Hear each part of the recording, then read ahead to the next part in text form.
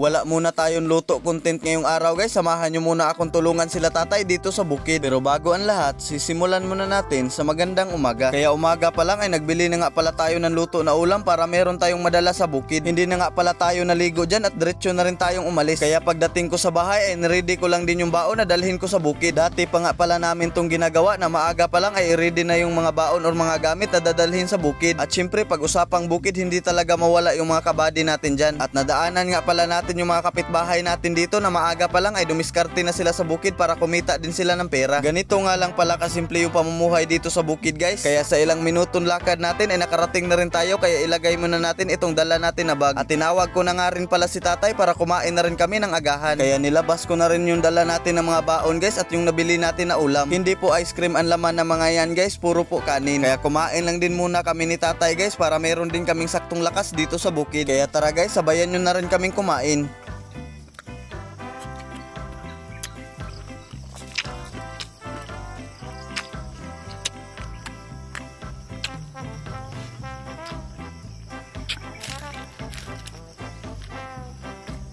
At meron nga din pala akong dalang ginamos guys, hindi ko na lang naipakita sa inyo. Kaya pagkatapos natin kumain at tagpahinga ay diretso na rin tayong nagtali dito sa kahoy na naipon nila tatay. Mga ilang araw na rin na hindi tayo nakapunta dito sa bukid kasi nga nabisi tayo ng mga nakaraang araw. Mahirap nga trabaho nga rin pala yung ganito guys kasi maraming proseso yung kailangan mong gawin. Pero dahil din sa ganitong trabaho ay napalaki din kami ng maayos nila tatay. Kaya wala talaga tayong karapatan na magreklamo kapag ganito lang yung sitwasyon ng buhay natin. At ang importante lang, kahit ganitong trabaho pinalaki naman tayo ng maayos at yung pinapakain sa atin hindi naman galing sa nakaw or sa hingi. Kaya imbis na magreklamo ay magpasalamat na lang tayo. Kaya dumating na rin yung lola ko kasi tutulong din daw siya sa pagtali ng kahoy. At syempre kumain lang din siya para meron din siyang saktong lakas. Kaya habang kumakain yung lola ko ay nandito din yung kabady natin ay naghihintay na rin ng makakain. Kaya habang tinatalian natin yung mga kahoy ay tamang lagari lang din si tatay dito. Kaya sa ilang minuto lang guys ay natapos na nga rin pala namin ni lola matalian yung nabalatan ng mga kahoy. Kaya pagkatapos nating nagtali ay nagbalat lang din tayo ng mga kahoy. Kaya habang nagbalat tayo ng mga kahoy ay ganito yung biglang nangyari.